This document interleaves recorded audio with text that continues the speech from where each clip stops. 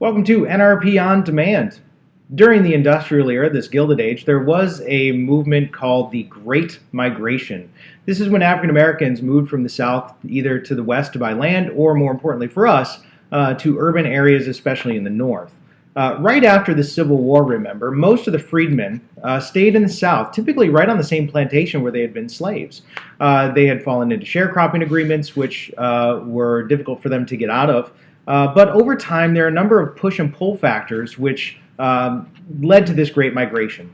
A push factor is something bad that's happening in the area where they were, which made them want to leave. These were things like poor cotton yields. The cotton just wasn't growing at the same rate it used to. A couple of reasons for this. Part of this is soil exhaustion. Some of this is from a parasite known as the boll weevil, which would destroy cotton crops.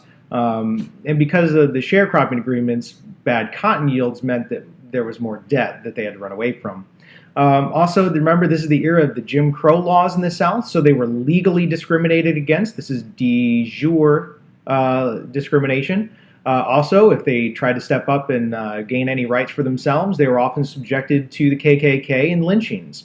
So they were running away from that actual physical violence as well. There are a number of pull factors in the cities, the biggest one being the job openings. Remember that in this era, the reason that they wanted to leave was because of debt, so they wanted to go get jobs, so they would move north, especially during World War I and the time period leading up to World War I.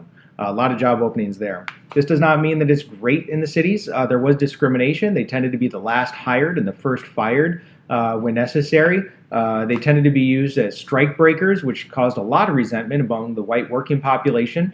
And also, they tended to be sent into segregated neighborhoods. Think of like Harlem in New York City.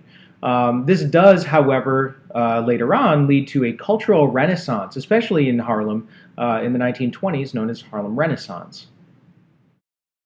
Thank you for joining us with this NRP On Demand broadcast. For more information on the National Reconstitution Project, our mission, or the projects, please visit our website listed below.